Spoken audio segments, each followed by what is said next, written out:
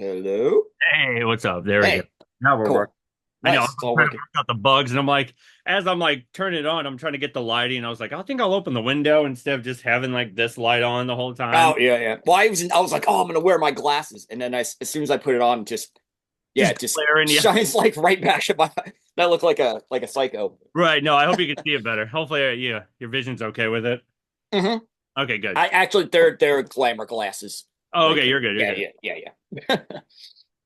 Right on, man. Cool. So Oh, do man, so good you to finally have you on.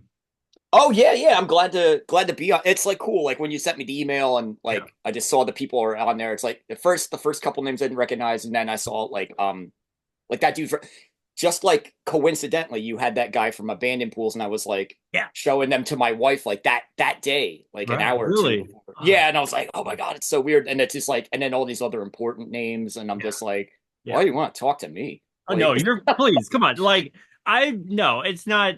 I was just lucky that I got certain people on where like oh Pearson and Martin, yeah, yeah, Justin Pearson. my big names and Chris Conley. It was just like I just put out the emails. I'm like, hey, do you want to be on? And if they come back, I'm like, oh shit. So now I got to put Yeah, the interview. sick, sick. Yeah, yeah, yeah. So having you on, honestly, it was I love your music. I wanted to have you on, and then I kind of followed down the sort of Metropolis Records lineup where I'm like, okay, so I got like a few people coming up. I think most of them are pretty much on my guest list. Hopefully they all like agree. Oh, cool. But Or who did you get? Just out of curiosity. I got Carl from Angel Spit. He's gonna be on. Okay. Yeah. Jesus on Ecstasy. Okay. Let me see. I don't know if Vision Video is on that No. one. Wait, is that I don't. Well, yeah, they might be. Actually, that's weird. I don't know. Yeah, it's hard to remember because I'm Yeah, always yeah. Assemblage 23. I Oh, know okay. there. Cool. And then I think that might be it so far. But yeah, so I just kind of went through like the lineup. And Yeah. if I get like an email address, I'm like, oh hey, or I can go to their booking or whatever. I don't know how that usually works. Or management. I'm just like, hey, do you want to be on? Here's all my, here's kind of what to expect, kind Right, right. of. So yeah. That's But yeah, cool. thank you for being on. I really Yeah, man. Thank you for asking me. hey, no It problem. feels nice. Um, so I don't know. Do you want to promote your what you got going on, or if you want me to, I can. Okay. It's funny. So I'm glad I emailed it to you because Yeah. I forget everything. No, you're good. Let me I know it's hard let to me remember just all see the what I dates. sent you to Yeah. make sure. What? Yeah, yeah. I mean, I guess like the new album is like the one Yes, that I new album's probably gotta amazing. push Yes, I want hardest. everybody to check that out. The new EP as well. Let me kind of get those names. Third Oh Eye yeah. is the full length, and Mhm. Let It Rip is the EP. Yeah, yeah, So yeah. check those out. Yeah.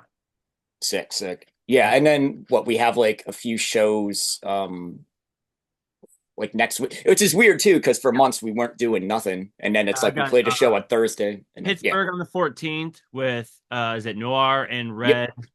Is it Red Locust? Locust. Yep. Yeah, yeah, And yeah. then 15th is at Richmond with Yep. Noir and Red Locust. Yeah, yeah. And then the 23rd is in Wellington, Delaware with is it Nikes or Or Nick? Nick's. Yeah. Nick's? Okay, and Danny Mhm. Blue. Yeah.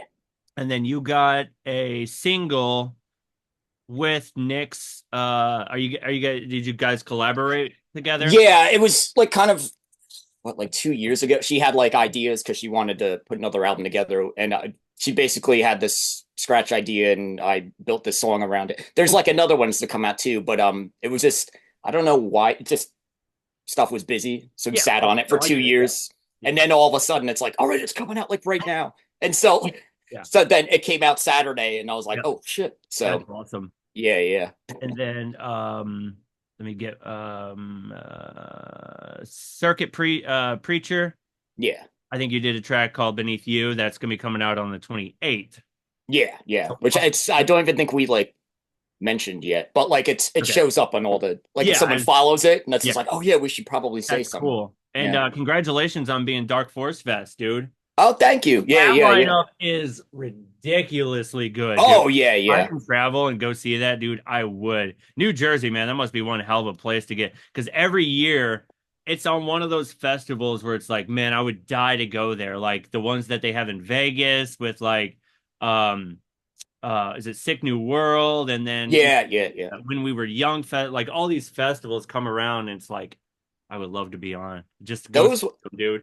Yeah, yeah. Those ones are really I still haven't even been to those yet, but it was like a lot of stuff would be metal bands and then they'd tack Mhm. on like or just so I listened to all sorts of weird stuff. There was Me one too. day where it was like V&V Nation opening for Have a Nice Life. And I was Yes, just like, whoa, that's like so it's strange. wild. Yeah. Yeah, Nah. absolutely. Yeah. So congratulations on that, dude. Thank you, thank you. Fantastic. It's good to see you on that lineup. Tell me about your new albums, Third Eye Gemini and Let It Rip. Like working on Mhm. those. Like how did that come about? So it's funny, like I did like one other album with Metro called Signature Flaws, and then someone was I don't know, they were telling me like, oh, they liked it, and like we should re-release your first album. They had this other album called Gemini Transmuter from like 2008, which is like almost a different band at this point. Like because it like somebody else like mixed it because I didn't even know what I was doing back then. Got it. No, But I get it. Yeah. yeah, but they were like, oh yeah, we can re-release it. But I'm like, I lost that album. Like I don't have anything from it. Oh Like wow. all that there is like some CDs like floating around. And he's like, oh, maybe we can remaster it, but it's already like just it was like 2008 was like the brick wall days. So it's just like there's really nothing you can do other than make it quieter and then Right. maybe yeah. No, I get it. Yep. Yeah, so I was like, all right, well, I'll just redo the entire thing. Like it started as a joke and then like I don't know, it was like fun to work on. Like it's like, oh, if I knew what I knew, that whole thing, like, oh, if I could go back and Backed in fix and something. yep. And I'm like, wow, it's like I'm literally doing that. So I went and rewrote it and I used to think I didn't even like those songs. Like I never listened to that album much. And then I was just like, geez, this really does like sound like me. Like Huh. you almost like divorced yourself from that Right. Yeah. period of time. So yeah, and then they they just decided to put it out. It was pretty quick. I was like, oh, I think it took me like 5 weeks to like Oh, do the whole okay. thing because I'm I was nice. out of work, so it was No, I like get it. Yeah. a lot of free Right. time. Yeah. When you got But all that extra time, you're like, okay, I got to focus on something so I'm not driving myself crazy, you know? yeah, yeah.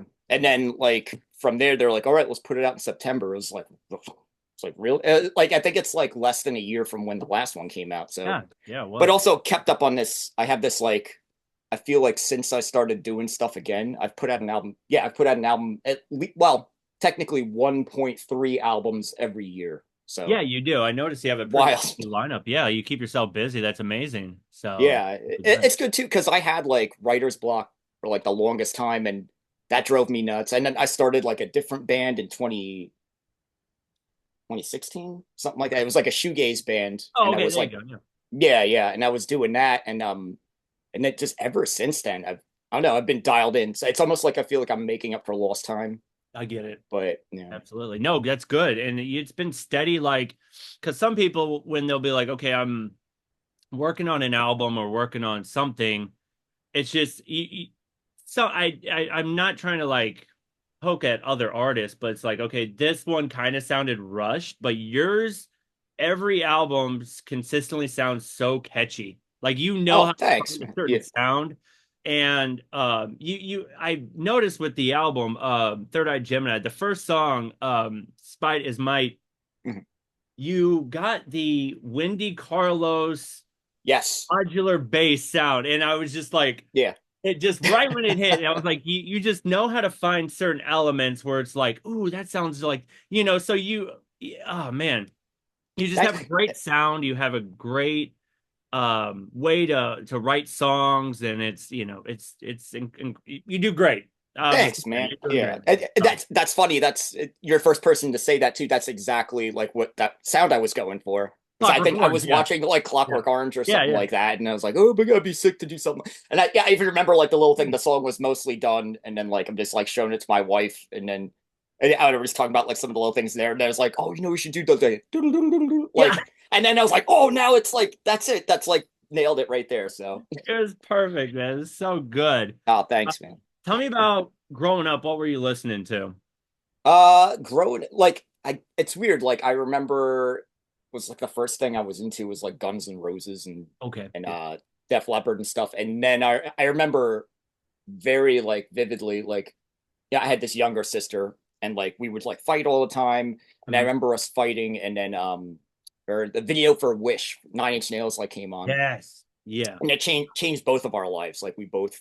started listening to stuff like that. So like it started out with like Nine Inch Nails and then like slowly branched off into like Skinny Puppy and then Frontline Assembly and I remember Wumpscut was like a big one. Mhm. And then but then I gradually kind of like I don't want to say I panned off, but like I slowly started getting more into shoegaze and like Oh yeah. emo and stuff. My sister ended up into like death rock and all this other stuff. But yeah, I kind of like went that direction and then like was hovering, still kind of like going to like those like industrial clubs and Of stuff. course. Yeah. But yeah, I don't know. I always felt like I had these I don't want to say like, oh, I had the broadest interest, but it's just like a lot of the people I met out there, they would only listen to industrial or only Yeah. listen to like Midwest emo or something like that. So it was always like, even with like writing, like it's like I never tried to. I'm like, oh, I'm gonna try to.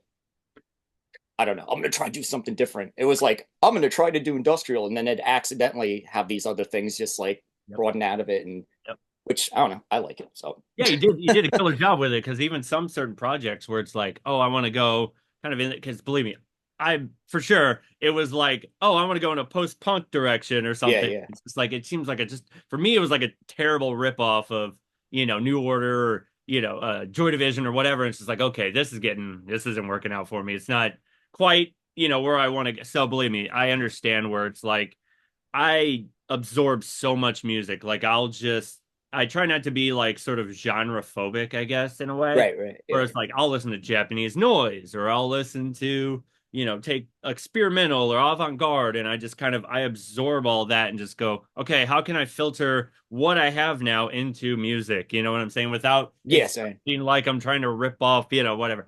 So yeah. Oh no, it's I mean it's weird too because I get it because I don't know. I used to go through those periods too where I try. I remember like I was doing my thing and then I liked imperative reaction a lot at the time and I was like, well, why don't I try to sound like that? And yeah, it would never quite sound exactly like it, but then I could borrow something that I did trying to sound Mhm. like something else and like fiddle with it a little bit, and then it's just like, oh well, this works for me, Yep. like that kind of thing or Yeah, whatever. I get it, man. Yeah, absolutely. Yeah. What kind of music was kind of being played in your house? Were you kind of started off listening to your parents' music and then kind of found your own, or were you just kind of like their music, I'll keep it there, I'll just stick with my own? Yeah, I feel like they didn't listen. Well, my dad didn't really listen to music at all. It was weird. He would say that he liked things, but I have no recollection of him playing Yeah. things.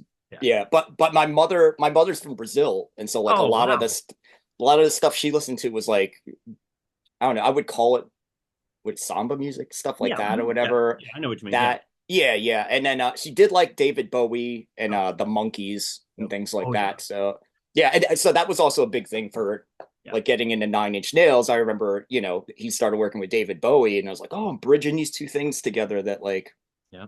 that I like. So that like really kind of cemented Nine Inch Nails like more for me, Oh, like dude. through Bowie. Yeah, yeah. Works with everybody. It's like Mhm. once you go down in that Trent, like I mean, I was listening to Trent Reznor, middle school and stuff like that, and then high school, college, whatever.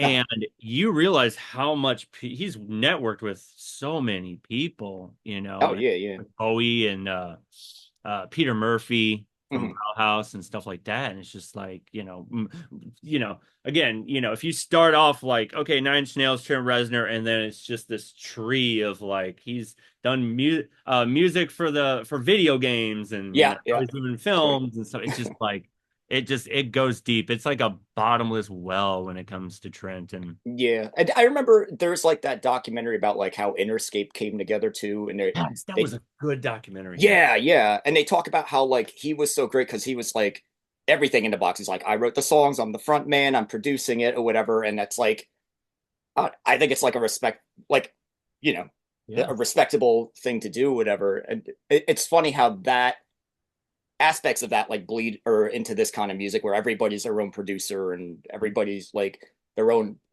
art director, everything like comes from one person rather than a team. Hmm. But it's funny now people pull him into their teams, but I don't blame him. He's got great ideas and Yeah. stuff like that. And So yeah. with that documentary, I mean, again, once you start diving deep, Dr. Dre did a track on, or did Hmm. I guess beats or something like that on And like the Fragile, right? Fragile. Yeah. Yeah, yeah. And Hmm. then yeah, that documentary is just so good. Like I've watched it quite a few times just because the way that they were.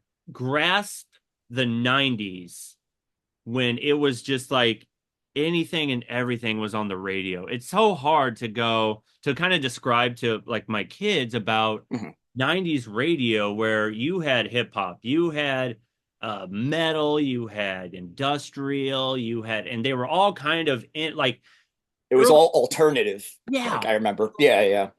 And then everybody was coming out of Interscope.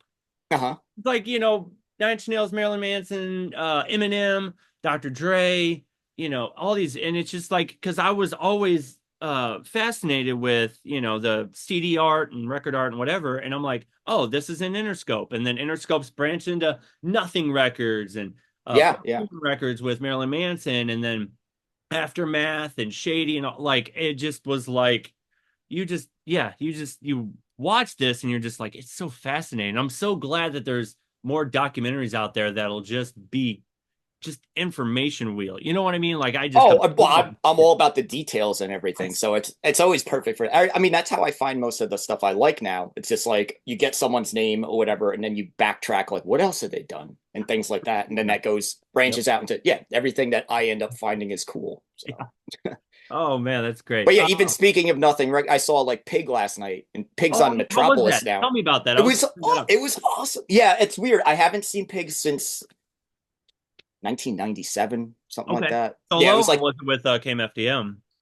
I'm sorry, what's that? Was it solo Pig or with Oh, KMFDM? it so or last night it was there with this other band from Dallas called Unit Code Machine. Okay, yeah, yeah, yeah. But like Raymond Watts had Anesh up there though, like playing guitar. So it was like at one point they played Juke Joint Jezebel. We had to leave a little early, but we stayed for like half the set. Yeah. But I even remember it's like, oh my god, they're playing. It's just wild. And they, Right. they opened with like Sensation. So like that was like that album came out on nothing. It's just Mm-hmm. and he's so good. I think that guy's like 60 now too, but he's just like a machine. My He's a wife's like, this guy must be a runner. He's like, looks like a cartoon villain. Like, it's like awesome. I bought a fuzzy coat just because he Hmm. had the fuzzy coat.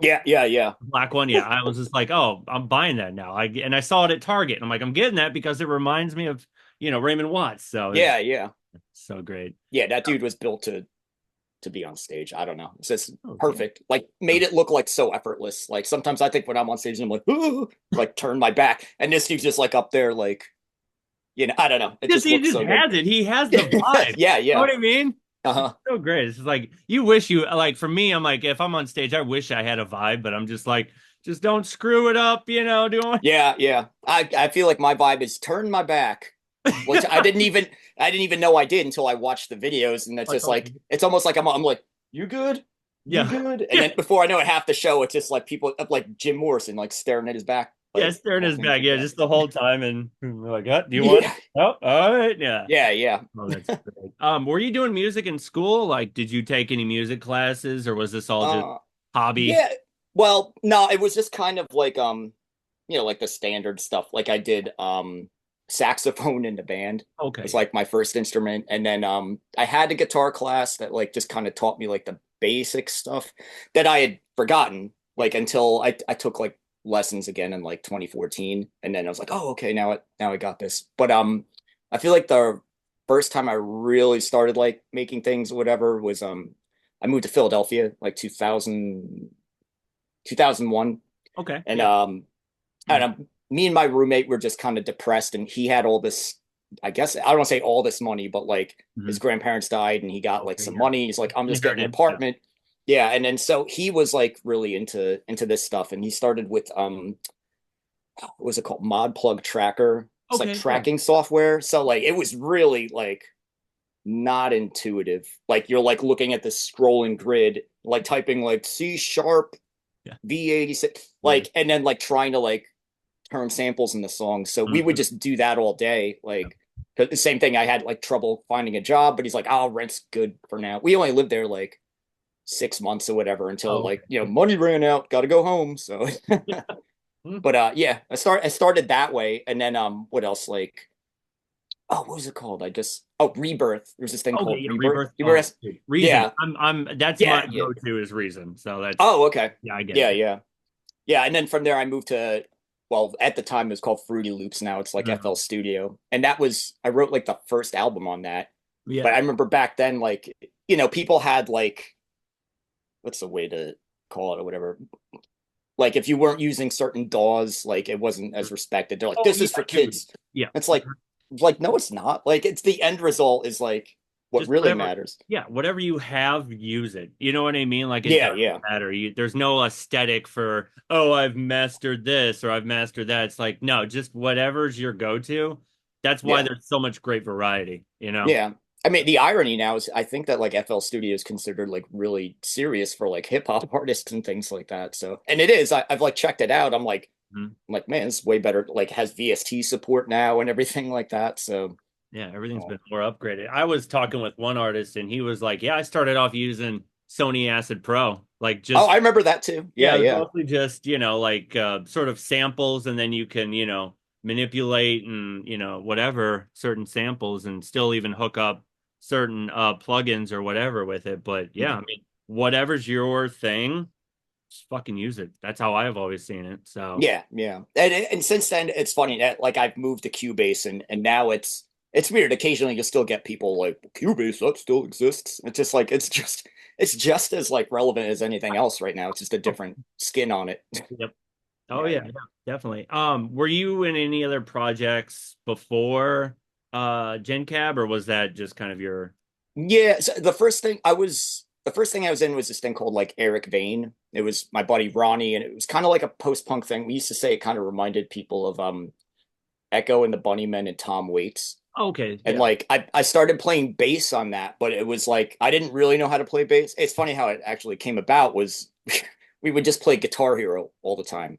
And my buddy Ronnie could like he was just great at writing songs. Right. And he's like, bro, it's easy. You just do that same thing that you're doing and then like one note at a time. And I like built up from there. And then that took a break. And then that's when I started the GenCAB thing. Hmm. But at the same time, this dude Dan I met, he started his band Aesthetic Perfection, Oh and yeah, then yeah. Okay, so yeah, you know yeah, him. Oh great, I love aesthetic. yeah. We he used to have this guy Brian that was playing with him that like was like dating my sister, so we kind of met that way, Yeah. and then what was it? He was doing this thing called Necessary Response, Okay. which was weird because he had like the harder stuff with AP and then the more synth pop stuff with Necessary Response. Mhm. The Oh yeah. label he was with didn't want to put it together, Yeah. so then he at the time he had this fake person. I can't even remember what the fake name was, but he had he was like pretending to be some dude from Austria, Yeah. and then yeah, and then I came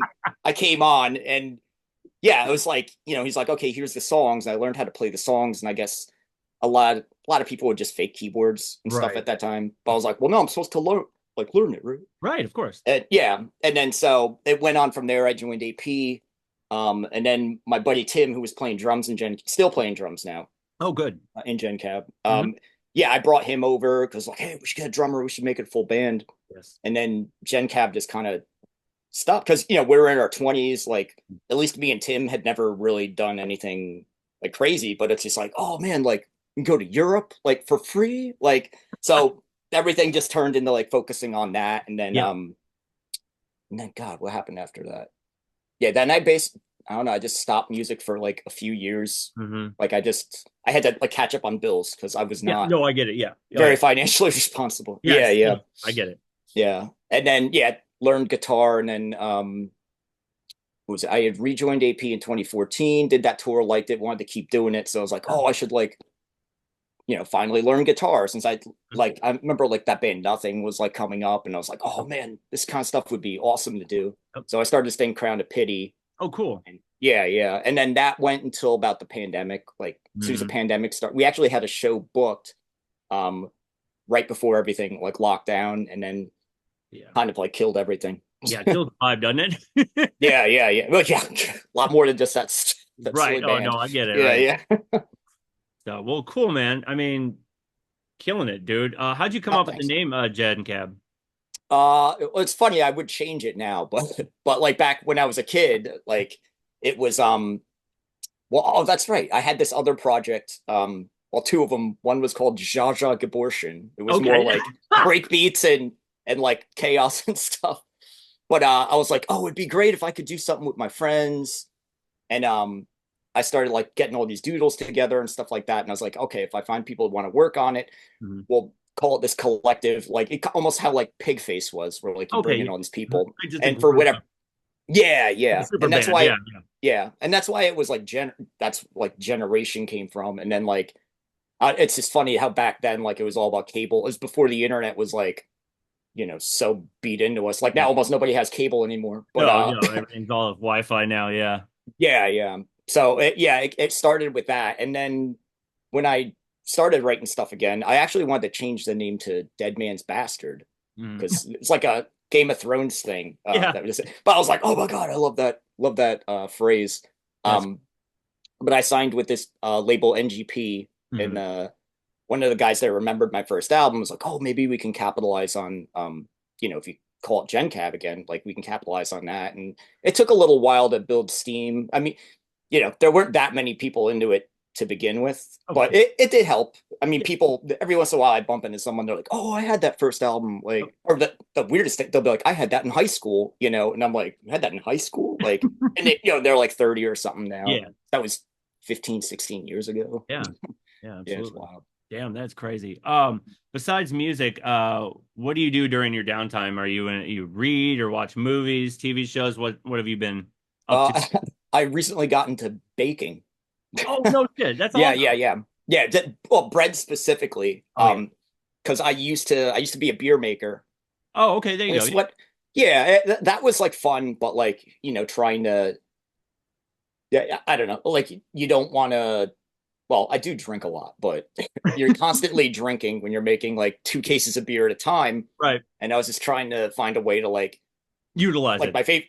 Yeah. Yeah, yeah, because my favorite part of that whole process is like cultivating the yeast and Mhm. things like that. So it's a lot simpler, I think, with bread making than like there's so many different strains that you can like use to actually flavor the beers and stuff like that. But it's like such a similar process, like waiting to ferment. It's It's like a thing that's alive, mhm. like, and that's what I think is like the most fascinating thing. Like I used to joke about like we have no idea what the meaning of life is or whatever, but for human beings like with these yeast, maybe if they were ever thinking anything like what's my purpose, like what do I exist for, and that's just like they've like thrived so much, at least in a human world where we cultivate this stuff just to make ourselves dizzy on their fecal matter, essentially, which it's like No, you're right. just a strange thing. Yeah, yeah. And it just makes you, I don't know. We sometimes like think that we have this grand purpose, and it's just like, I don't know, maybe we're just a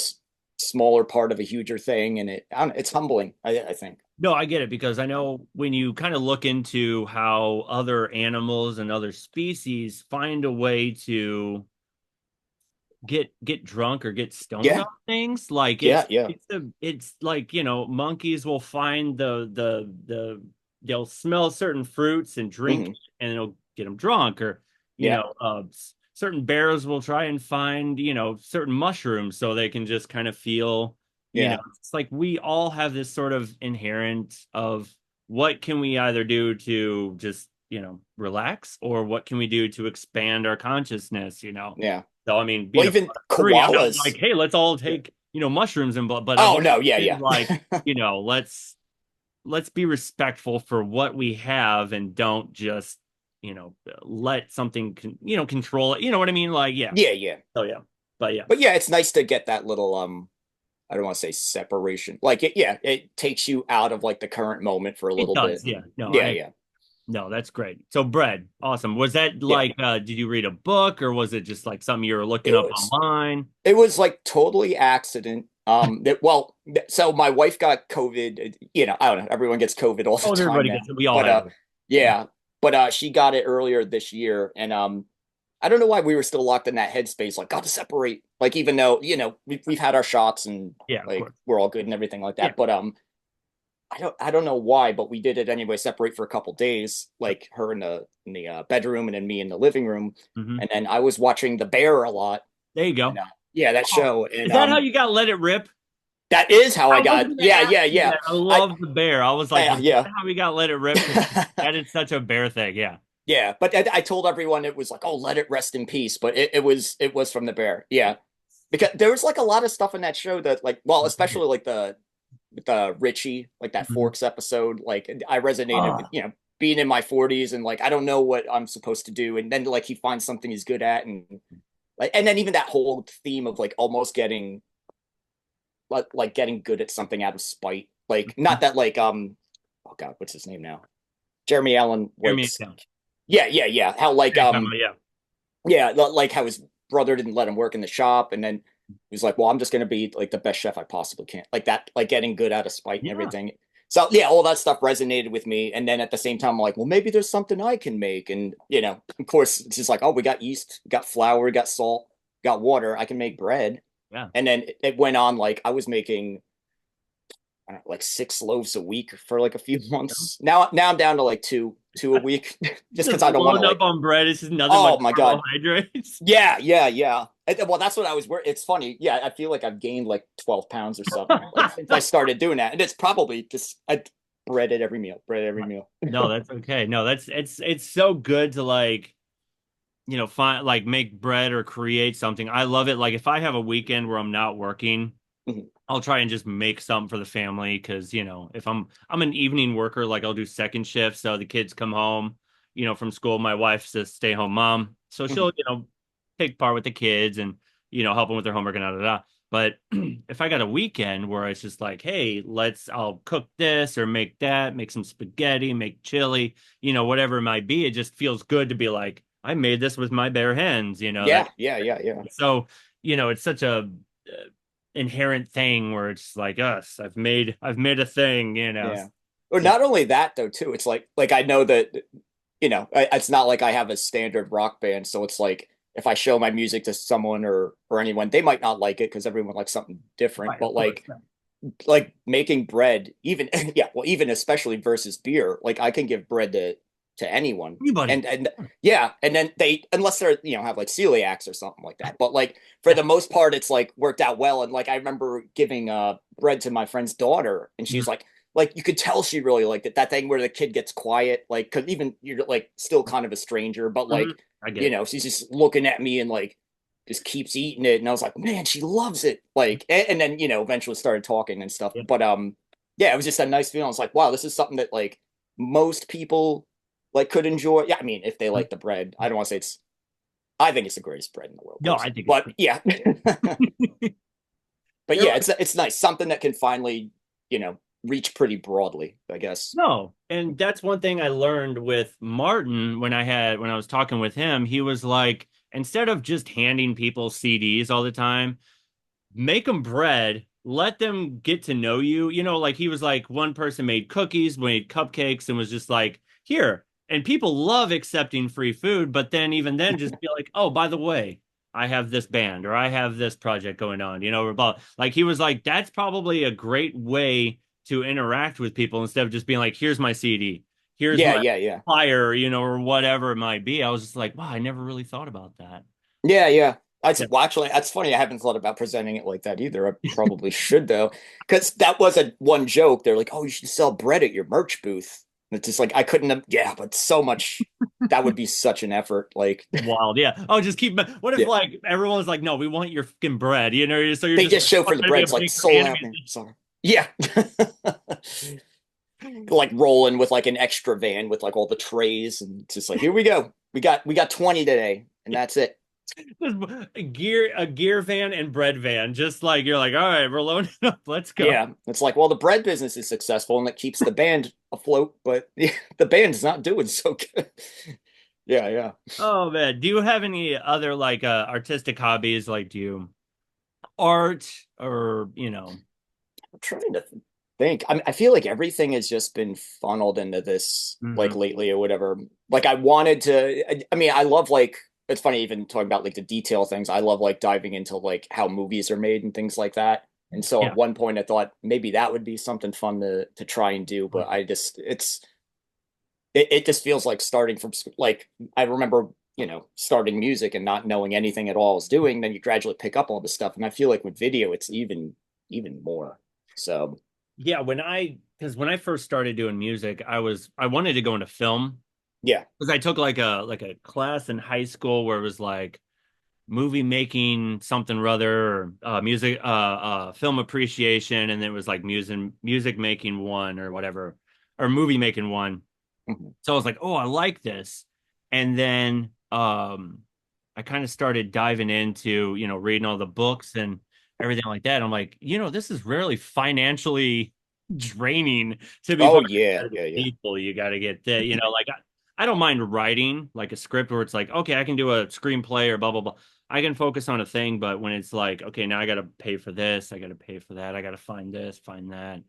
Yeah. It's just like, wow, it's There fine. was a there was a brief period I wanted to try uh local theater, like acting. Oh, yeah. Because my wife is like a Gilbert and Sullivan kind of a Okay, there you go. I Yeah. joke saying like a nerd, but she's good at she likes it. So it's No, like hey, that's awesome. perfect. Yeah. And it seems like, I don't know, like a fun thing to try and do. And then that but this was right before I started doing the music stuff again. So it like, it's like maybe I'll do, oh, this is doing well. So Yeah. I just kind of like shut that whole part out, I guess. But yeah. Yeah. No, that's awesome. How long have you been with her? Oh my God. We first started dating like 2006, and then we like split up for a while, and then Yeah. 2009 we got back together. We've been together ever since, Yep. but then we got married 2016. Oh, okay. So There you go. Yeah. yeah, Yeah. yeah, yeah, My wife, we were together around the same time. I think it was about 2007. yeah. And then we got married in 2010. And then now this Friday, we got our sort of wedding renewal where we were going to do it Awesome. on the 13th, like the 13th year, since it's like an unlucky number. Yeah, yeah. Jokingly just going to be like, we have like this whole goth wedding renewal thing going on, and we were going to do it, but then we had my job at GM, we kind of went on strike, and Oh, so okay. we Oh yeah, were, I heard about that yeah, actually. Yeah, so yeah. we were doing that, and then it was like everything kind of just was like, okay, this financially it's not going to work, so now we're doing it this Friday. So yeah, that's Oh, awesome. cool. I'm glad you guys Yeah, are yeah. doing well. Yeah. Yeah, yeah, and it's weird too because like I don't, maybe I didn't mention, or I mentioned it on online and stuff, but Mhm. like she just joined the band now. Yeah, I saw So that. Congratulations. yeah, That's awesome. thanks. You play Yeah, skate? yeah, yeah, and she's good. I mean, I think she's a better musician. Like when I met her, she was like a piano teacher and a voice teacher and Ooh. all that stuff. So it was just like she knows what she's doing more than me. Like I'm just like, wait, it's this note? No, it's this note. No, it's Yeah. this note. But she's just like, oh, is that like a D major and blah, blah, blah, like all that stuff. But yeah, Technical talk. You're like, I guess, yeah. yeah, I'm like, sure, is that what you think it is? Yeah. No, I get But it. yeah, but she did really well, and like it's just cool because she's been like coming to these shows. She comes to shows all the time anyway, and she was saying something yesterday. It's like nice to if someone asks like, "Oh, are you with the band?"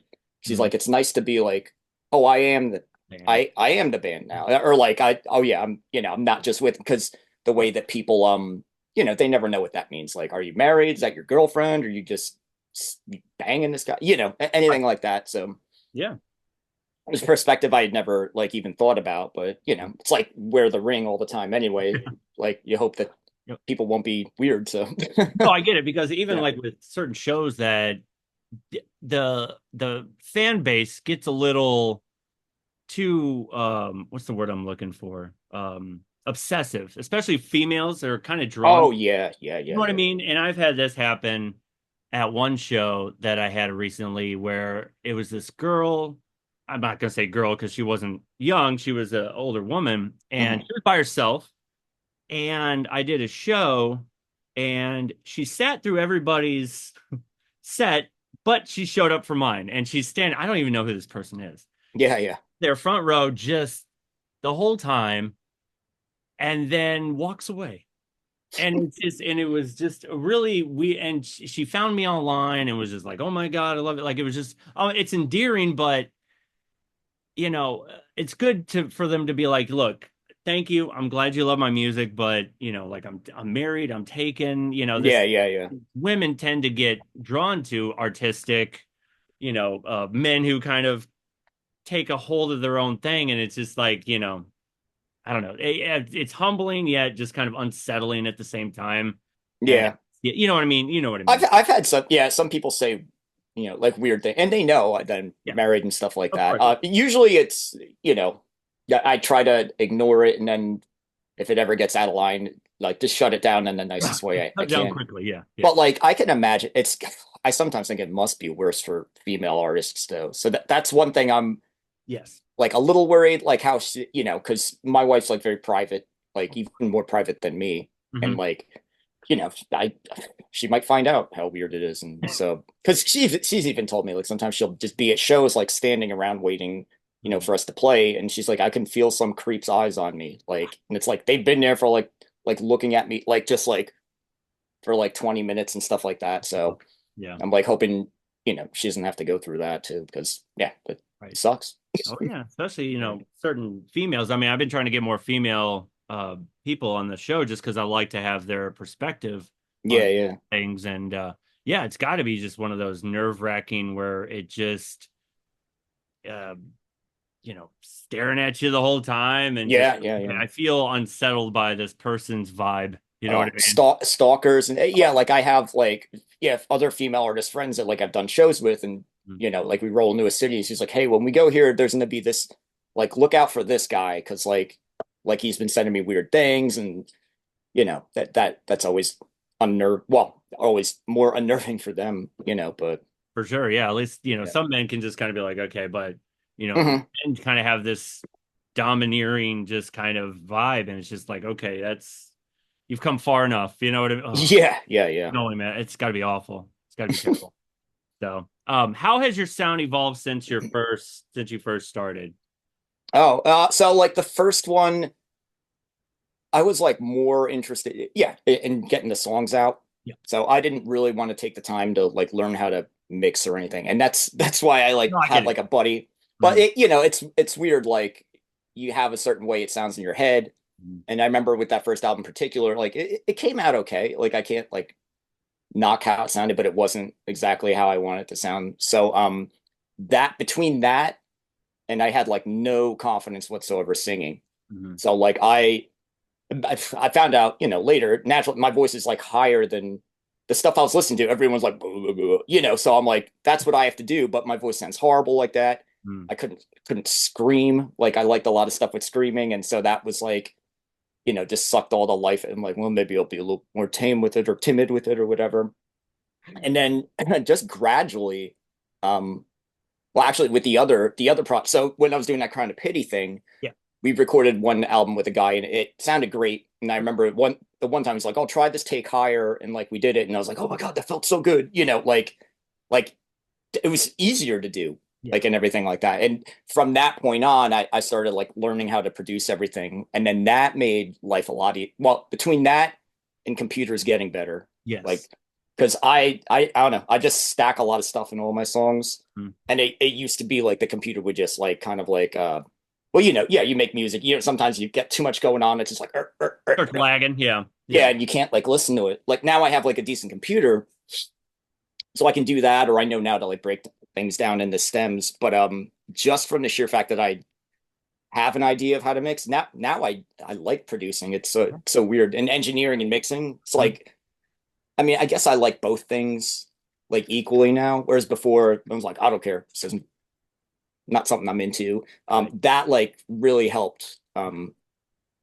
Actually getting things done faster. Like I didn't realize like if I could get that idea down really quick and Mhm. then actually have the ability to get it to sound how I want to, I'm gonna finish that faster and then move on to the next thing. So I actually think that's why like I've done what is it, one, two, 3.5 albums Yeah. in like the last 3 years, just Yeah. because I can get the ideas out faster. Because sometimes you wake up in the middle of the night and you have this like thing in your head.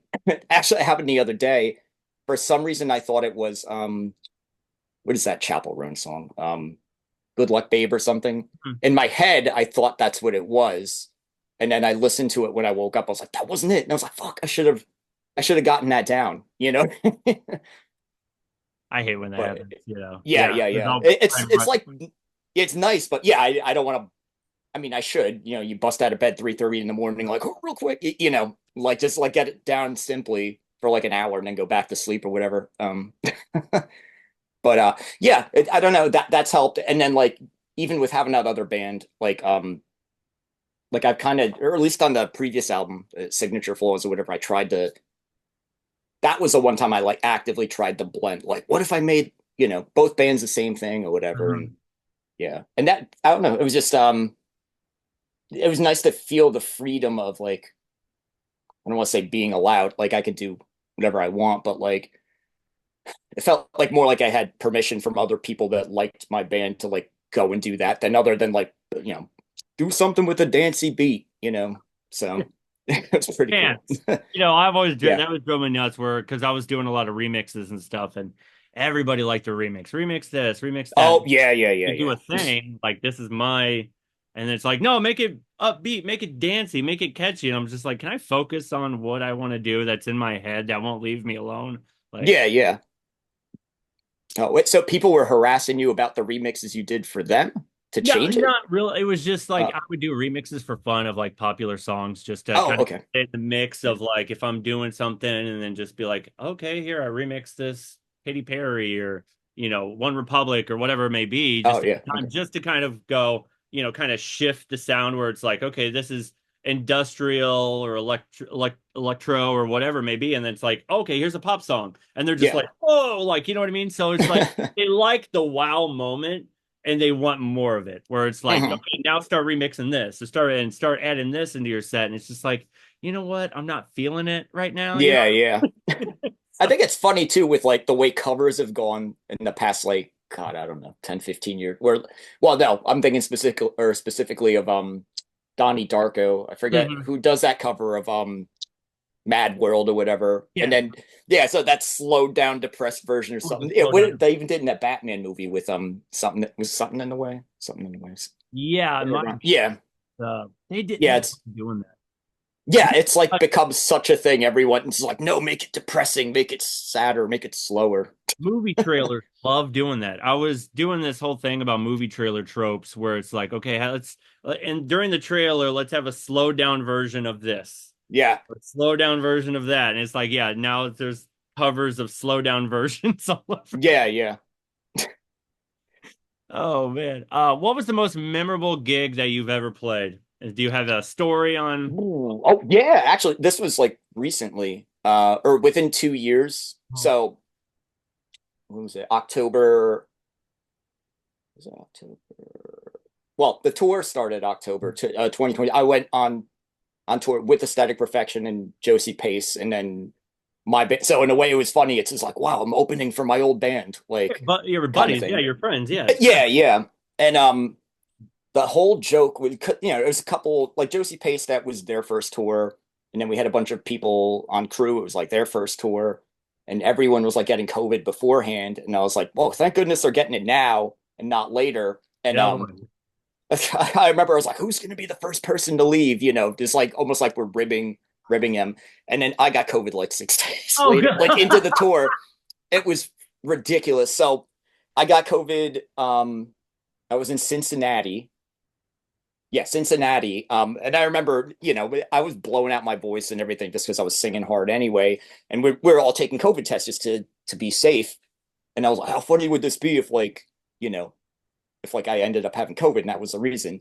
And I remember specifically eating this like some kind of chicken parm I got at like a frozen thing. And I drank this old wine. We'd opened the wine at the start of the tour, and 6 days later it was just sitting in this drawer.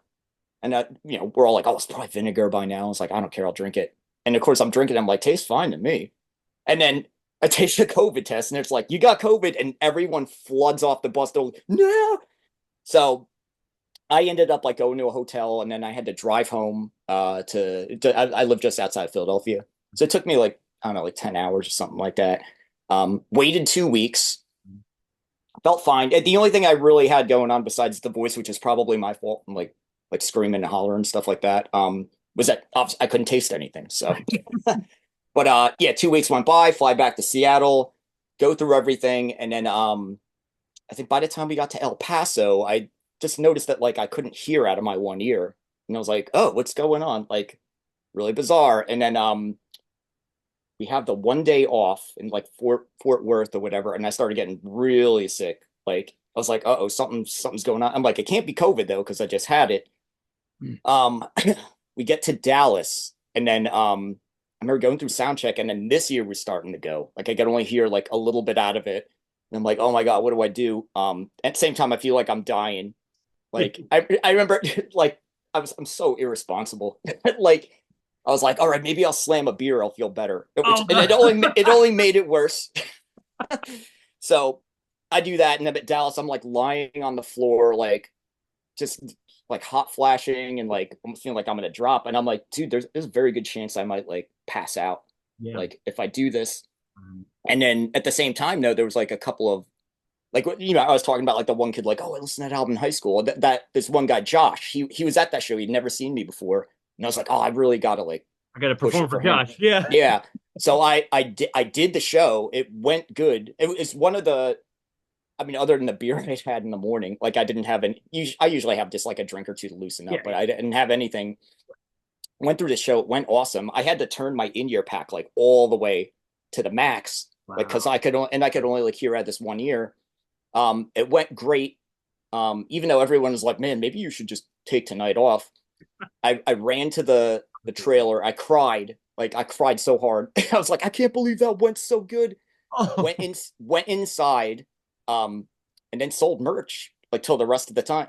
And then like I felt good. I was like fired up because I was like, oh my God, like, that like I really thought that like there was a chance I would just like go up there, a show would start, and then I'd wake up in the hospital or something yeah. like that. Hmm. And as soon as the lights came back on, ill, like so fucking ill. Like I was practically carried back to the thing. Yeah.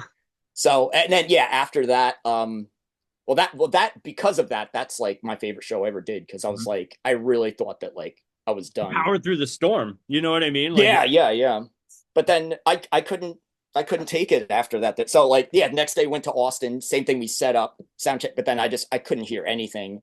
And like I had already set up on the stage and I was just like, dude, I'm done. I do it. can't Yeah. do this. Do it, right. Yeah. And then so I ended up going to the hospital that night and I had two ear infections and Oh, some kind of like flu or whatever. So because of the ear infections, fortunately I had buddies in Austin, okay, good. and the whole thing was that they were gonna the next show we had was like 2 days later in New Orleans, and they were gonna surprise me by driving there. So instead, I stayed at my buddy's house in Austin, got like antibiotics and everything, and I couldn't get in an airplane because of the ear infections. So they drove me all the way to New Orleans, and then I got in a train, and I took the train 2 days back to New Jersey Oh, to like wow. get home from. Yeah, it was it was a bummer, and then I was gone until the last 2 days of that tour because the last two were in Atlantic City and Newark. So that was both like an hour and a half drive or Mhm. something like that. So I did the last two. I ended up missing out of like 39 dates. I missed like 20 of them. Like Oh, it sucked. It bummer, sucked so dude. bad. Yeah. That's so bad. Oh, But man. yeah, it was funny. It was just like, oh, you can't kill David though. He keeps coming back. Like I left that tour twice and came David, back right. twice. Yeah. Yeah, yeah, yeah. That's so great. What are some challenges you faced early in your career trying to like get to where you are now? uh well, fighting for attention, I guess, is like, Mhm. everyone's got, everyone deserves it. Like it's cool. I think it's cool right now that everyone has like access to like all the stuff they need to make music. And then, it's just the byproduct of that more so than like people saying, or, people like, oh, streaming's killing music. I'm like, I don't know. It gives us Well, more access to more things, access. and That's what I think. I agree. yeah, yeah, yeah. And but yeah, yeah, at the same time you're kind of you're in this sea of like a whole bunch of other people doing stuff just as good, if not better. And I think the hard part is like trying not to force myself to sound a certain way. It's like that like everyone likes, I'm just bringing up like post punk as a thing right now because there's like a million post punk bands that There a is lot of them, way more yeah, than I thought. Yeah, yeah. yeah, yeah, and a lot of, I mean, if I'm just being honest, a lot of them just sound the same. Like I wouldn't know unless I like looked at Spotify. Like it's like, oh, I thought this was this band, but it changed. I didn't even realize. Like so, like trying to like, oh yeah, thank you. Sorry, my wife's giving me a We're drink. good. Trying to maintain to doing what you want to do, even though like there's not too much stuff I know that we sound like. So it's like hard to like try to sell us in that way. Like they're like, oh, what do you like? And like that, at least with like local like neighbors that like don't know anything about the scene, I'm like, I don't like kind of think like Nine Inch Nails, Depeche Mode, something like that, Yeah. and then Mhm. they get a broad idea like that. But like I don't think our music's very dancey, so I find it like I don't know where we fit into like club scenes, even though I Mhm. know that's like kind of like the life of like this whole scene like right now. But for instance, we did this show on Thursday with like traders, and it was like a different kind of promoter. It was like they usually do rock bands at like mid-level venues, like or bigger capacity places. Yeah, I know what you So mean. it Yeah. was like it was like a crowd that's there for the music. They're not there to dance. No. And like it went really well for us, which is what I was hoping for, because I was like, I don't know, in some way I feel like I don't know, like we're a rock band without guitars or something like that. So Well, it's good that you, because even with me, it's hard to be like I'm a guy who has keyboard. Like for me, I it was like keyboards and backtracks and synthesizers, stuff that I can kind of dabble with online while I'm doing doing music and everything like that. And then yeah, I went, okay, I'm gonna have keyboards, and then I'll have a drum where I can do kind of like I kind of got the idea from this guy, Paris Monster, where he'll have a keyboard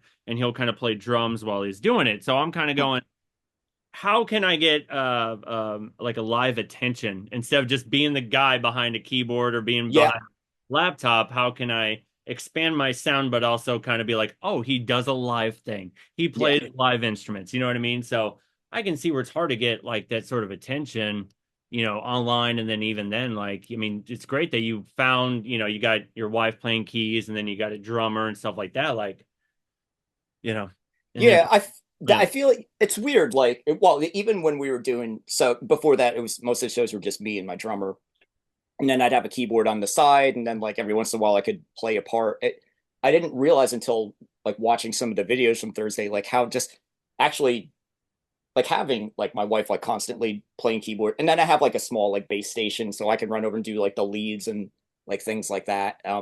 I was like, man, that really fills it out. Like Well, I just never, I didn't expect it to make such a difference. Like, it really you know, does. Yeah, no, yeah. that's cool, man. So, tell me about being on Metropolis Records lineup. How did that come about? Oh, And they're awesome. oh, they're so amazing. They're my Yeah, favorite. yeah, yeah. Well, say that like I grew up, you know, I'm like a kid of the '90s and stuff, and when like Best Buy or other record stores were out there, if you're looking for industrial music, you usually had to order it. But Hmm. like stuff that was on Metropolis was usually there. I would go Always to saw like it. Hmm. yeah, Circuit City and just like be like Frontline Assembly, they got it. Came out because Metropolis had good, or at least they had good distro out here. I'll put it that way I think because so too. they're Here, yeah, here they're for sure too. Yeah. like a Philly label too. So I'm always like I'm into doing everything locally anyway. Hmm. It's like if anyone's does art, yeah, I'm like I'd rather hire someone just because it feels good. I don't know, No, I strange. get it because I like that too. Yeah, Keep it local. Keep it within the scene. Keep it within the scene. yeah, That's yeah, yeah, exactly. And so essentially, yeah, I was on Negative Gain a couple of years ago, and then it was really just like a one album kind of contract. And well, I guess to keep it light, like I had done an EP and we didn't really see eye to eye in the contract, so I figured it's like, all right, I guess we're gonna part ways. yeah. And one of the guys at Metropolis, this guy Jim Smith, like Mhm. I've known him forever because when I was with AP, like he was on Metropolis for a while, and there was a brief period of time I was in Imperative Reaction. They were on Metropolis, but we went to oh, actually, it was funny. It was Vision Video. I Oh, wasn't there to see Vision Video though. I was there to see Christine Young. It okay, was a cool. Yeah. yeah, but either way, he was there to see Vision Video, and that's actually how I kind of like find out who they were. But but yeah, we were just chatting at the bar about like what was going on, and I like just mentioned all the stuff that was going on, and he just casually he's like, hey, do you want to like would you want to be a Metropolis? I was like, you fucking like I didn't even have to ask you like. So he was like, yeah, let me just talk to everybody, and then the woman who owns it, Gail DeLong, it's just like Dave Heckman's wife. Um, yeah, they're like, oh yeah, okay, so you can meet Gail, and we can chat about all this. They're like, we'll meet at it was a that tour that went through his Ministry and Gary Newman and Frontline Assembly. And Yeah. so like I had this meeting there, but what made me look even more awesome is like my buddy Zach like runs monitors. I think he was doing actually drum teching on that tour, Oh, but okay. usually runs for Gary Newman. So like they're like, okay, and then I was like, oh yeah, I'm gonna be on Gary Newman's list. So like made me look like the shit. Like like even though it's just, some like corny thing or whatever. But Oh, that's awesome. I love yeah, that. I love those little. That's so great. yeah. But then yeah, I met up with her. We all got along and yeah, and then I had signature that album was already done. I was just like kind of writing that. So like that I sent it to them, they liked it and came out. And then yeah, now I have two out, which is funny because like I've been on three labels and now I have more releases with Metropolis than anyone else, Hmm. which is even though it's only two, but like just something I never thought that would happen to us. Right. Like Well, I didn't know what if we were the right fit or anything. I was like, do people like us? They like really took a chance on us and they've just been nothing but cool ever since. So mhm.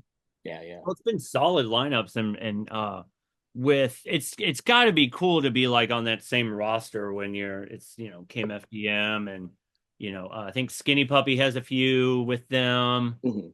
Um, Pig and Yeah, Jesus, like I'm going blank on Frontline and everybody. yeah, yeah, yeah. But I used to get their compilations. I love getting their compilation CDs where it was like Metropolis 2004 or 2005, and it would have all the bands. Sometimes they'd release a B-side or an unreleased or a remix or whatever. And Metropolis is just one of those go-tos. And it was weird because I worked at Hot Topic, Oh, very yeah. short-lived, but they used to sell CDs and DVDs, real small things. So yeah, a lot of the times I'd be getting the compilations and there'd be certain artists where I'm like, oh, I haven't heard this yet, and Mhm. man, I just congratulations on being on Metropolis, Oh, man. thanks, man. It's So like a it's so thing that rad. like when I was just dinging around with this stuff, if I could go back and like tell myself like, don't worry, man, Metro's gonna ask for you. Yeah, like it's just I never would have believed it. That's that's way too cool. Where do you find inspiration for your lyrics? Oh, I guess a lot. It's weird. And most of my lyrics are about being afraid of dying and Hmm. like just I've accepted that I'm probably a depressed person. Like Yeah, runs like through my no, family. join the club. I mean, we're all Yeah, yeah, yeah. every person I talk to on the podcast, we dive in deep with our emotions. So yeah. Yeah. Okay. Yeah. So yeah, it's a lot of that, and now I'm like in my 40s, and Mhm. that's when all the other stuff is like Signature Flaws was a whole album about like finally thinking about dying, like because I was on that tour, I got like ill, I thought I was gonna die, all these things that usually I was like the invincible person on tour, Mhm. like You feel like it, yeah. yeah, like getting wasted every night, like sick and just powering through everything, loading in, loading out, no big deal, and then like I'm like at the hospital. Like I'm like I'd never go to the hospital. Like it was just bizarre Scary. thing. Yeah, Scary. yeah. And then so a lot of that came from that. And then every once in a while, like a movie or something like that will inspire like lyrics or just an idea like that. Sometimes it's like I always do the instrumental first, like of Hmm. the song, Me and too. then Yeah. I'll give it like some goofy name, like I don't know. I'm like looking for a goofy word I'm not seeing. But well, whatever, like Instacart A cool 5000 or something quote like from that. Yeah. movie. Yeah. There you go. Yeah. Yeah, yeah. And then I'll start like kind of like trying to write about that. And then like, you know, it'll mostly be 85% garbage, but then there'll be one or two good lines in there. And then they kind of like build off that and build off that. And then before I know it, that's just like the intention is completely different than like what I started out with. And then I'm like, well, what is this song about? Like then I have to like go and How you gotta reinterpret it. start. Yeah, but it's weird too, because like sometimes other people will interpret or interpret like songs differently. Like uh I guess it was another band. I had this other song with my other band called like Hooker the Cross. And like I remember reading a review and they were talking about like, oh, this is like some meditation on religion. And I was like, no, it's actually about like a prize fighter that takes a dive for a lot of money. But like I was like, but that's cool too if you saw Yeah, that and like, yeah, yeah. that's too cool. That's Yeah. awesome. How do you overcome your writer's block? Like when you had that short span of writer's block where you just like, let me power through this, or how did you kind of Oh, come in to I feel overcome it? I feel like well during that period I just didn't. I was like it's funny too because so much of my or anything cool I ever did in my life. Like was all revolved around music, and now I'm like, there's like nothing. Like I got nothing for it, and I'm like, is this really over? And I think what it finally took for that was like learning a new instrument. Like it's like, okay, let me try like a guitar. 'Cause so many people I talk to are like, oh yeah, I write the song on the piano, I write it on like a guitar, and I'm like, I can't, like, I'll hear like beep, beep, boop in my head, and then I try to get it down. So it always made me feel like such a fraud. Like, all these people are like, oh, I've been classically trained since I was 5 years old. And that And I drives me was like, nuts. I don't know. I try to copy stuff I hear in the radio. But yeah, that's it. Finally, like getting a guitar and like taking proper classes and like learning that. And then even that, just figuring out the way that you play. Because so many people have different ways they do. Like, the oddest thing was like when I was playing guitar and then like really starting to learn the way that I like to play. Like I don't even know how to describe it. There's probably a word for it, but Your like uncomfortable way of doing it. Yeah. yeah, yeah. And then then I'd start listening to other music and real like I remember I was like, oh my God, Johnny Marr plays like how I would play if I was really good, because I would start learning those songs and I'm like, yeah, that's where I would move my finger. How I I just would do can't it. do it that fast. Yeah. Yeah, yeah. That's awesome. But yeah, that was the biggest help. And now lately I mean, thankfully I haven't had it in a while. Like, I'm trying to actively take a break right now just because I've been like putting out so much. Oh, yeah. But even then, I'm already sitting on like another half of an album done. I'm just trying to like, it's like, let me relax. Maybe a better idea will come. Like, I don't want to just shove everything out there. No, I get Yeah. it. Because that's kind of how I thought. Because I was always such a perfectionist working on music where Mhm. if I don't like it, I would just throw it out. I'm like this, Mhm. and I'm like, I got to quit doing that. I got to quit just Oh delete yeah, save project it. or throwing it out. I'm like, I just Yeah. set it aside. You're not ready. Either if you still have the momentum, but you don't want to do that track, then start a new one or Yeah. just walk away. Like I had to come to that point where it's like, you can't win them all, buddy. Just try Yeah. to just, do what you can with what you have and then just keep trying to create no matter what. Yeah, or even I used to call it Frankensteining, where like you take like these like projects and then like yeah, pile them together, change the key and stuff like that, and then all of a sudden you're just like, wow, I never would have thought of that, but it all like works like really good. Yeah, Um, definitely. yeah, and I guess the next thing I was trying or I was thinking about if I was going to do another album, it's funny now the name of the program is escaping me. It was something that Richard D. James used. It's like a Mac only like DAW kind of thing, but Yeah. it like it's based upon like filters and images. So you kind of like literally draw things in and then it like changes the filter. Let me see if I can find this real Yeah, go quick. ahead. I was looking up his whole gear. I went into this Aphex Twin downward spiral. I was like, what is he using? And Yeah, yeah. he uses all these different programs as well as his Crap. analog, whatever. Yeah, yeah. And let me see. It was I I think know, so there's this guy Ben Jordan who just did a video about it a few months ago. was it Max MSP or is that something different? It Uh might be something different. yeah. Let me see if I can. I don't want to like No, you're good. Go ahead, please. take up too much time, We're but at the same hanging. time, it's gonna bother me. No, you're good. Yeah, we're just hanging. Don't worry about that. Okay, okay. I was like, is this live? I'm like, am I No, boring no, people? no. I If people want me to go live, then it's fine. But I have to like. There was one group that I did live, Yeah, and yeah. their internet kept kind of cutting a little bit. Oh, bummer. But Yeah, like, I yeah. have to like dive in deep and kind of start editing certain things out, and it just drove me nuts. And Oh that's man. what happened when I was trying to interview is it Ed Stapleton from Nurse Oh, with nurse with Wound, wound.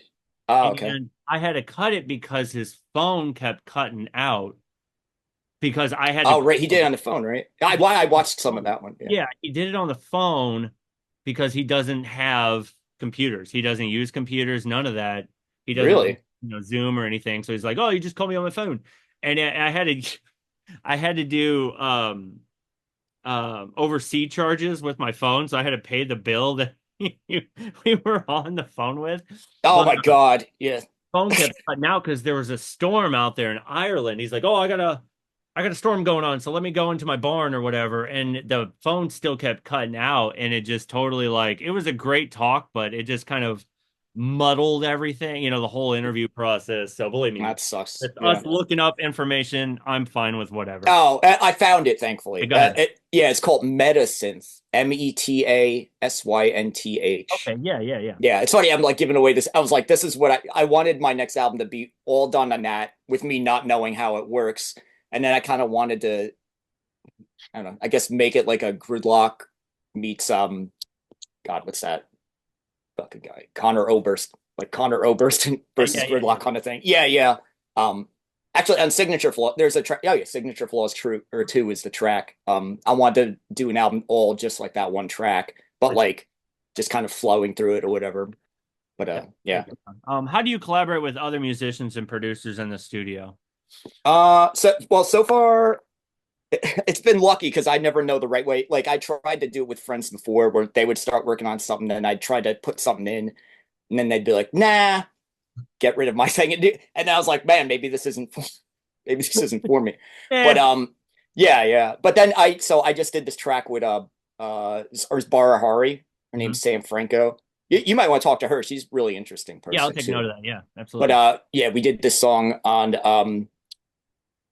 There Goes That Dream. That's what the title Is that is. the But most recent one that you put out? It was yeah. like, yeah, Mhm. single, and then you put in Let It Rip, and then yeah, I checked that. So that's a great song. Yeah. Oh, sick. Yeah, thank you. That she So so yeah, she started that. We had been talking about doing it for a while. I think it was last year we started doing it. And then she sent me this clip on like an iPhone, like just like of her singing and playing piano. that's cool. And then I didn't even know her that well, so I wasn't sure how far I could take it, but I ended up just like building on that. And then I just kind of reprogrammed all that stuff for it to fit, and she was happy with it That's like good. right from there. She's like, "Oh my god, this is great!" Like, and then so it's like, okay, cool. Like, just cut like regular vocals. We'll plug it in. And the only reason that's a year old is like I had like an accident like last summer, so it was like I worked on it, and then I was just like, it was another one of those things like with it's like close to death again. Like I'm like maybe I better stay away from music for a while. But Oh my yeah, God, I'm sorry. I don't know why I'm uh, laughing, but I get it. So no, it's okay. I laugh at gallows humor. But yeah, and then I just popped the vocals in, and then she's like, "You should sing too." So I sang the second verse and all that. So and then that was just good that way. The other ones I have like two with that artist Nyx, who's she's my drummer Tim. It's his wife, but she okay, has cool. her own thing, and we did an AP tour in 2017. That's actually how they met. Mhm. She was opening for us and Cool. stuff like. But yeah, she has a lot of cool stuff, and she'll have ideas, and then I just build on it. And so far, that's the only way I've done it. But which I don't know. I'm always like open for things to be more collaborative. Like I don't want to be like you give it to me and then I finish it. Like that. It just was. I don't know. I don't want to call it fortunate, but No, I get it it. made it easy for me in that sense. Yeah, there's one thing I learned when I was watching. I don't know if it was Trent and Atticus, and they were working on Halsey's album that came, Oh yeah, yeah.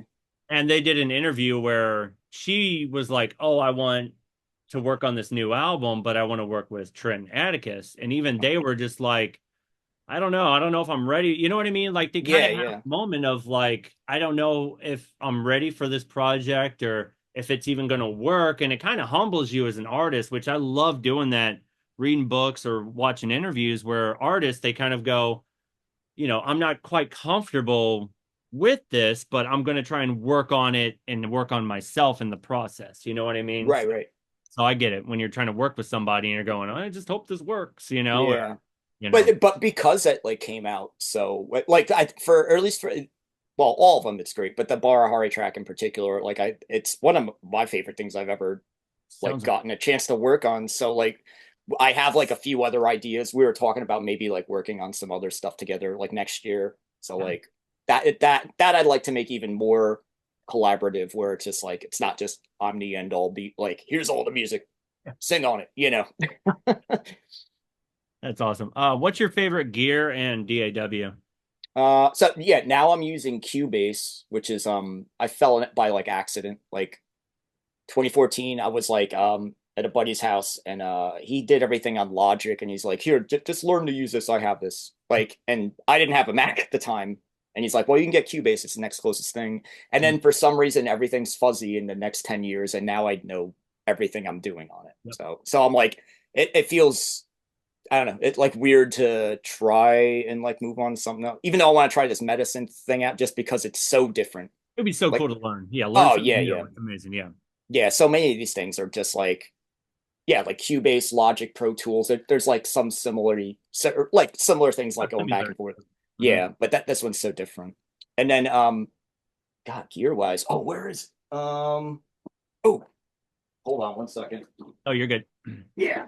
So when I was doing the guitar stuff, I got like really big in the pedals. Hmm. And this one I used a couple of times.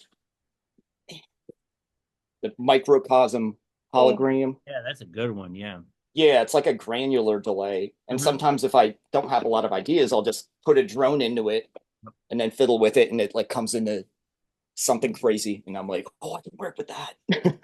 That sounds great. That what else? Like VST wise, I think it's called well, it's called Infiltrator. I forget the company it makes it. Deviant Machines, Hmm. something like that.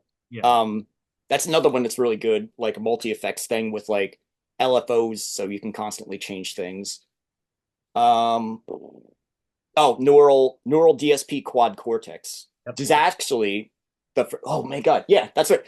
All right. Go ahead. So No. I retooled like everything like with my live show. So I Hmm. use the neural DSP quad cortex for vocals instead of guitars, Hmm. just because like it has everything you need on there, like compression and like each the simple stuff. But then you can also MIDI trigger the delays because a lot of times we play these shows, no one knows what the music's supposed to sound like, so it's just like you go in there singing dry, or like they just put a flat delay on. Now I can turn it on and off at like whatever interval I want, like in a certain point in the song. So that's been sick. And then this other thing I got is called the iDuru P1. Let me just double check Go the for it. Yeah. spelling on that.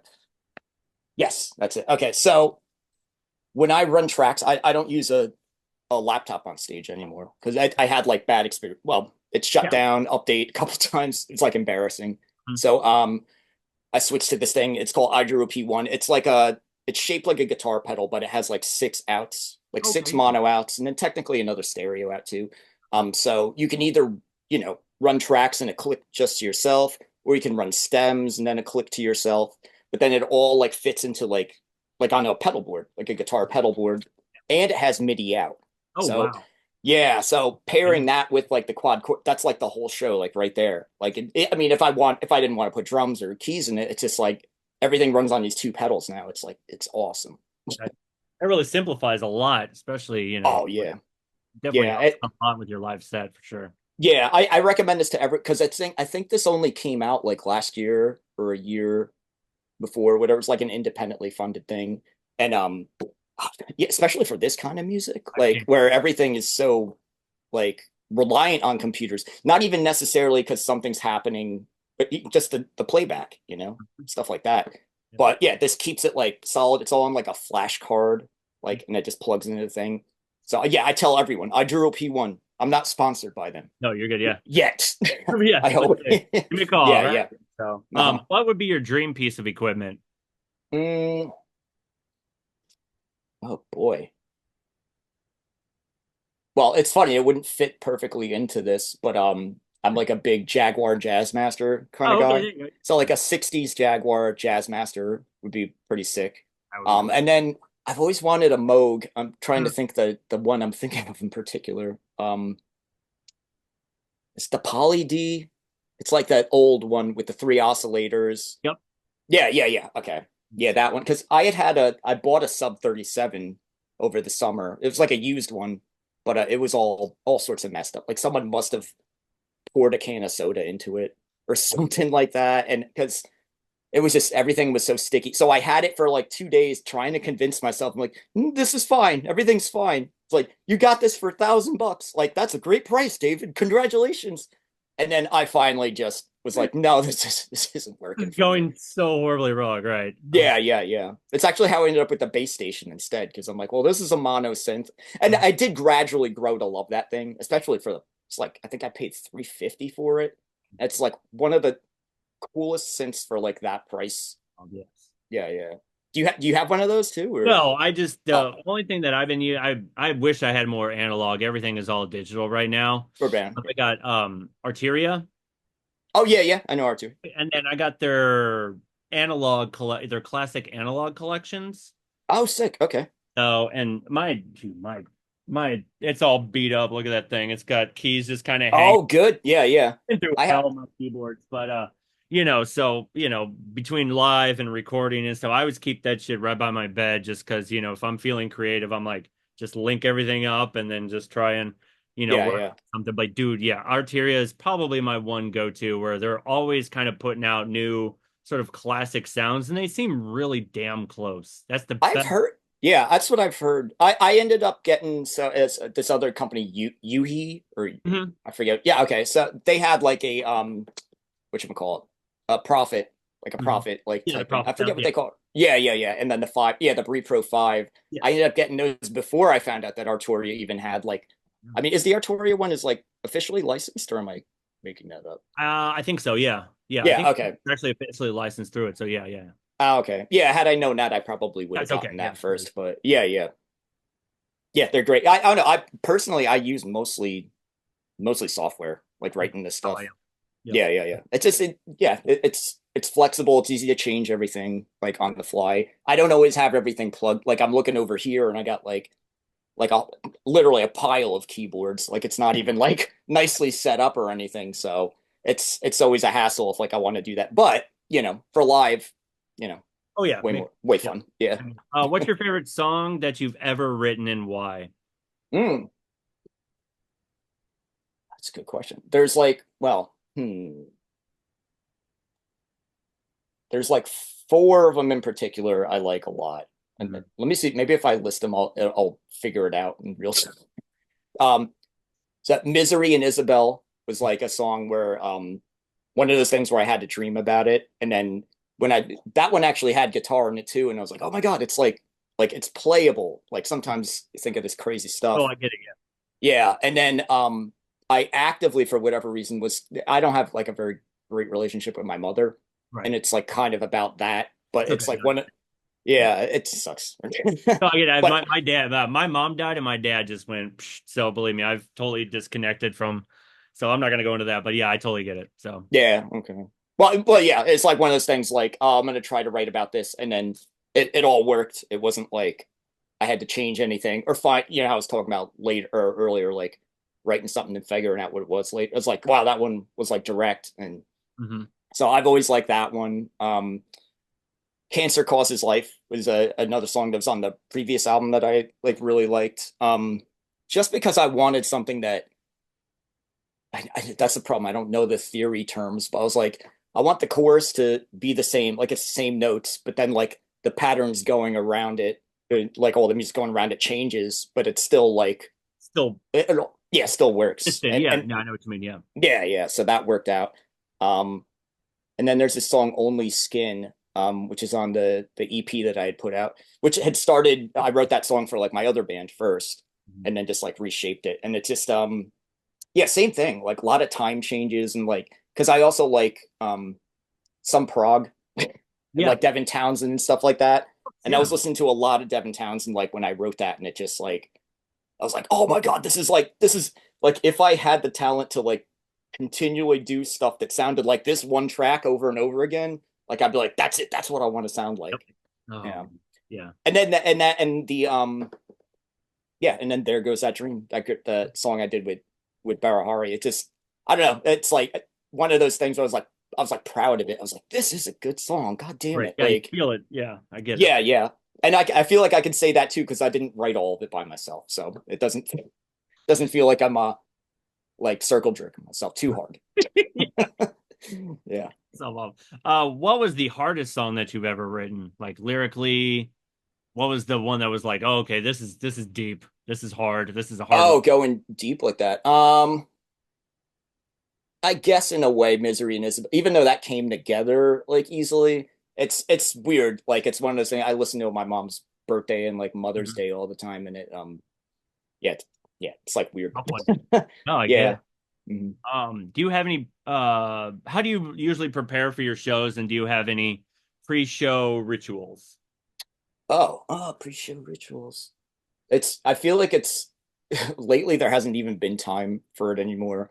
But Okay. nothing like, well, no, that's not true. I used to listen to Bring Me the Horizon, Sempiternal, like Oh, before that's a good that. one. Like, Yeah. Yeah. yeah, yeah. That especially what is it? The tracks 2 and tracks Hmm. 3. Yeah, yeah. And it would just get all hyped up, even though going out there like play something considerably softer. Like it just get you like fired up or whatever. And then we used to do 8-minute abs. Oh, there you go. Yeah, yeah. Yeah, then that just gradually stopped as we all got older. I would do African Bambaataa, Planet Rock. It was just the album, the song, and it was always anytime I'm driving to a show, Uh-huh. throw that album on, and it's just classic, hip hop or whatever. Yeah, yeah. It's all done on an 808 and all that. So I'm just like, that was always my Grooving it. ritual. I gotta have that song playing every time. For Every sure. time. Yeah, yeah, yeah. I get That's it. sick. What's the most memorable concert you've attended as a fan? Ooh, as a fan, let me think about that. Well, the one immediately that sticks with me, I saw it was during the Fragile tour, 9 Inch Nails, with a Perfect Circle Circle. at Madison Square Garden. Yeah, yeah. I'm And with that you. was, yeah, it was before the Perfect Circle album came out, I remember. I Hmm. forget if they even had it probably Judith was probably out by then at least. Hmm. But yeah, I went to that. That was sick. I mean, we were sat so far away. I remember even bringing like little binoculars, like that's how far away it felt, and like watching. Um, and then at that, oh my God, actually, I do have a story about that show. That's funny. My sister also went, but she ended up like in the pit. Like she got Oh, general yeah, yeah, yeah. admission because she was lucky. And some asshole came flying off the stage and like landed on her and her friend. Her friend like hurt her arm or something like that. And then she got to go backstage and like all this stuff. So it was like especially weird for her. But years later, 2022 actually, we were on that tour. I forget what city we were in, but someone put on Perfect Circle, and I like brought that story up. And the drummer for AP is this guy Joe Letts, and his face like lit up, and I was like, "What? You at that show?" And he was like, "I was that asshole." And like he gave me the whole story about how like he was friends with someone on the crew for Perfect Circle, and he went backstage and somehow got lost or ended up somewhere he wasn't supposed to be, and like he panicked.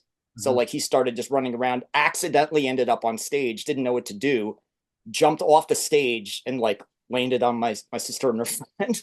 Oh And then God. so he got kicked out, but then I forget he just got into the thing like no one had checked the list, but then he went back in and was just like, "Oh, I'm on the list." And so he got back in and security was like all weird. And I get from what he told me, he had met like that was like when he met like Danny Lohner and all this. And apparently that's like one of Danny Lohner's favorite stories. And so it's just like this weird thing that like I don't know, 6 Degrees of Kevin Bacon links me to that. Joe, I fucking love Joe. Every band he's been in, like I saw him with Combi Christ, and I follow him on social media. Like he just has the greatest. He just has that personality. Like there's certain artists that I like to follow online, like Josh Freese is a funny Oh one. yeah, amazing drummer, that guy. Yeah, Joe, because he's performed with almost everybody that I look up to.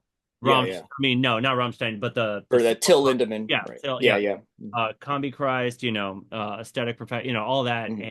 and yeah, he's just and then Danny Lohner, he used to do this thing where he would have is it the Count Dracula from the Muppets? Oh He would yeah, bring yeah. it around, yeah, Yeah, yeah, yeah. that was Or always. it count. Yeah, the count. I don't know Yeah, what the it's called. count because he brought it to like a sound convention. I'm trying to think of one of those where they'll display keyboards and guitars and stuff, and he brought Count Dracula and it was playing one of the keyboards or whatever. But he's like I'm just like that is the weirdest thing I've ever seen was Yeah. Well, uh and it's funny because that also reminds me of another thing that just happened recently, actually. So, like, I went to that Till Lindemann show in Baltimore a couple. What was it? Was it a month ago, 2 months ago, something like this.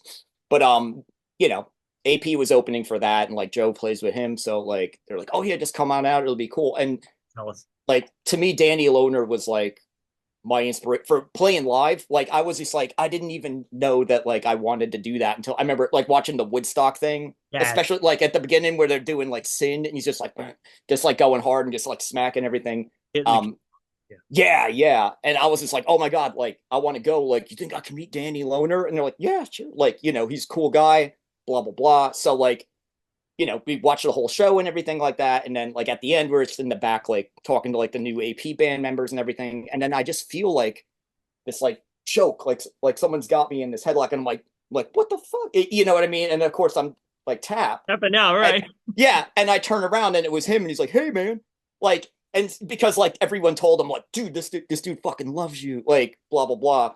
And then so like I was like, oh my God, so good to meet you, blah, blah, blah. And then for whatever reason, I was so ripped by this point, but my wife was like, almost had to remind me. It's just like, you two were just sitting in there with like your arms around each other talking about IMX Hugging, to like yeah. people. Yeah. And she snuck a picture, which was so good because I'm not like one of those people that like asks for pictures, like generally with people. Like, I don't know why. I'm just like, not because I don't want it. It's just, No, I get it. I don't want to bother anyone. Personal But thing. I get it. Yeah. yeah, but she just like, was just like one of these and just like Mhm. snuck the picture. And it's like, so I put it on the account.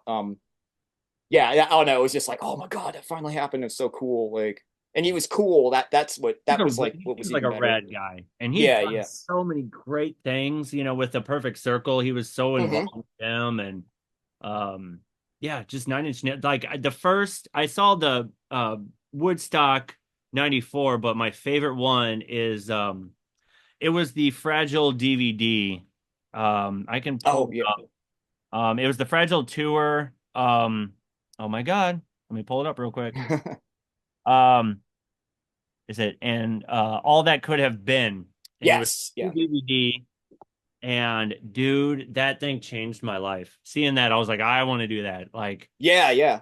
seeing Nine Inch Nails, I was just like, that's my inspiration. You know what I mean? Yeah, yeah. Same. It's like, it's funny too, because I mean, if I'm being honest, like, The Fragile was the last album I really loved. Mhm. If I go back to With Teeth, like I still like I feel like the last track on that is like one of the best tracks they've ever done. Yeah, But like the everything like that back was just like I don't know, that was the core of me, so like growing up. inspiring. Yeah, yeah, yeah, yeah. My sound shifted after listening to Year Zero, Mhm. where it had that because I was always inspired by Alec Empire from Atari Oh, 20. Tar Teens Riot. Yeah, I was big into them too. Oh Yeah, yeah, yeah, yeah, huge. And I was so I've been dying. I swear to God, I've been stalking him to get him on my show because I'm just like, can we please just talk music? But yeah, yeah, so when Nine Inch Nails put out Year Zero, everything seemed so raw and crunchy, and it kind of had that sort of digital hardcore sound to it, and it was yeah, just yeah, like it was cool hearing that sort of just that side of Nine Inch Nails where it was just like here's all sort of just dirty analog sound, and it opened a whole nother door where I'm kind of going in this other direction with Nine Inch Nails, but then he throws a curveball with Year yeah. Zero, and I'm just like, oh, like it just totally like opened a whole nother door for me, and Yeah. I love those albums. To be So fair to yeah, I did like Year Zero yeah, more like than the yeah, other previous post one. Fragile stuff. But Mhm. yeah, even the way that was promoted, like I remember, weren't they like leaking songs on like USB sticks and then just like leaving them in Shows, yeah, bathrooms and yeah, things? yeah. Yeah, yeah. And So then cool. they had that one song that I forget what this thing is called, um, Spectrograph, something like that, where like they hide images. Like Richard D. James used to do stuff Mhm. like that. Yep. But yeah, he had like the hand like And, in there. I don't know. I thought that was sick. Yeah. um, what's the craziest thing that happened to you at one of your shows? At one of my shows. Hmm. I probably blocked it out. But I mean, I remember one of the more embarrassing things. Yeah. I was at an AP show in Berlin. I think it was 2010 maybe, something like this or whatever. Like my buddy Dan was just like, oh, like he's like, Berlin crowds are weird. Like they're just Yeah, gonna they be are. like, Yeah, yeah, I get it. okay, okay, like that kind of thing or They're so whatever. And serious. Why are they so serious yeah, all yeah. the time? Yeah. And at the time, like we used to go really hard. Like this was during the Violent Emotion. So Mhm. like during I think those shows we were opening with Great Depression. Oh, there you And go. like, yeah, we would just like head, like, oh, I don't even know how my I'm head did feeling the just neck. Yeah. fly off my shoulders. Yeah, yeah. But I remember doing, going hard during it, and it's like at the end and everything. And Mhm. I think I don't know if I can't remember if I did it on purpose or not because I was probably drinking. But like Right. I flipped the whole keyboard like off the stand, and it like kind of like tumbled. I still, oh, let me see. Well, I can't read. No, I can read. Wait, hold on one Go second. Let ahead. me No, see. please, please. Yeah, I used to use this Nord Lead Oh 2X. yeah, the Nord. Yeah. Yeah, yeah, and there's still like dents all over it and scratch. I don't know. Let me see if I can. Where's the good? Oh, well, I hammered it out, but there Okay, was there like you a go. Yeah, yeah. big dent in there. I used to break keys on this thing. Yeah, and this is like missing paint and stuff. Like just breaking keys because like I was totally irresponsible with the thing. I'm like, yeah, that's what Nine Inch Nails Renee does. still does, right? Yeah, yeah. But even though they're using it with controllers, I'm like throwing around a 1500 felt like the only thing like of any value that I owned it. Right. But yeah, I like flipped the thing off Mhm. and I was just like expecting like something like people like, yeah, or something like that. But it's just like dead silence, and then just like one guy like, and we were just like, oh my God. And then I remember the rest of the show was just like timid, Oh, like I had to walk across the stage, get my keyboard, put yep, it back on there, and then I was like, okay. yep. I did this one. I haven't even told this story on a podcast. We had it. Me and my brother had this project where it was like, we did this sort of battle of the bands thing, and we were trying to do something more electronic based, where again it was bits of like the Prodigy, Atari Teenage Riot, and stuff like that. And so we did a battle of the bands, and he's singing and I'm screaming. And I've never screamed. I just was like, I'm gonna do it. Fuck it. Let's just do a thing. And this was kind of thrown kind of last minute where it was like we were working on songs and sounds for a like a haunted house that his friend was putting together, and we were just trying to like, let's be creative or whatever.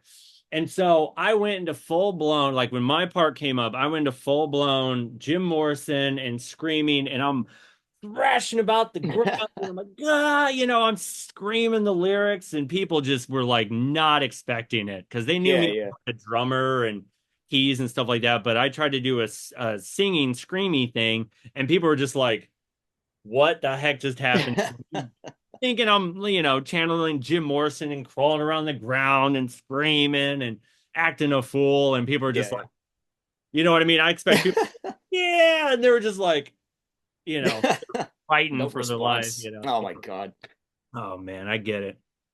That's Uh, their loss. They could have fed that yeah, I was like, and they why could don't have you gone feed further. on my energy? I Yeah, always yeah. hated that where it's like feed on the energy of the musicians and just let it move you. But most people are just like, Oh, yeah, yeah. And like 6 feet back from the stage. come Like it's just like, closer. just get closer, man. Like it's no big deal. Like you Right. can look at your phone in front of me and stuff. Yeah, just please, just come Yeah. closer. You know what I mean? It feels a Yeah, little yeah. better when we're closer together. Yeah, yeah. Um, one last question before I let you go.